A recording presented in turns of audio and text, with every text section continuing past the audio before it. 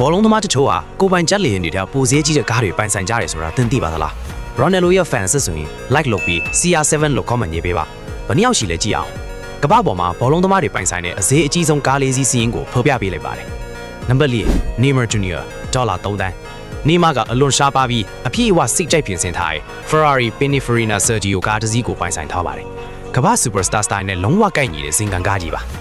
နံပါတ်3 Karim Benzema $4 သန်းဘန်ဇမာကဇင်ခံသားရဲ့အတွင်ခန်းနဲ့အမခင်မင်းကောင်းကြီးကြော့ရှင်းမှုစွမ်းအားလွှမ်းမိုးမှုတွေနဲ့တန်ပေါင်းများစွာတန်တဲ့ဘူဂက်တီချာရွန်ကိုမောင်းနေပါတယ်။နံပါတ်2 Cristiano Ronaldo $12 သန်း CR7 ကဘူဂက်တီချန်တိုတီချီကိုပိုင်ဆိုင်ပါတယ်။ကမ္ဘာပေါ်မှာကား10စီးတွေကတစ်စီး Ronaldo လိုမဲ့ဘီးတွေပေါ်မှာဘီလူးတစ်ကောင်ပါ။အောင်မြင်မှုကစကားပြောပါတယ်။နံပါတ်3$18တန်းကျော်တန်တဲ့ကမ္ဘာဈေးကြီးဆုံးကားကိုပိုင်ဆိုင်တဲ့ဘောလုံးသမား။သူဟာ1950ခုနှစ်ထုတ် Ferrari 335S Cagliari ကားတစ်စီးဒန်ဒီယာလာစူဆောင်းသူနေရဲ့ကားကိုပိုင်ဆိုင်ပါတယ်။တိတ်ဆိတ်ငြိမ်သက်တဲ့ကြီးကျယ်ခမ်းနားမှုအဖိုးမဖြစ်နိုင်တဲ့အမွေအနှစ်ဗီဒီယိုလေးကိုကြာရင်တငယ်ချင်းတွေကိုပါ share ပေးလိုက်ပါ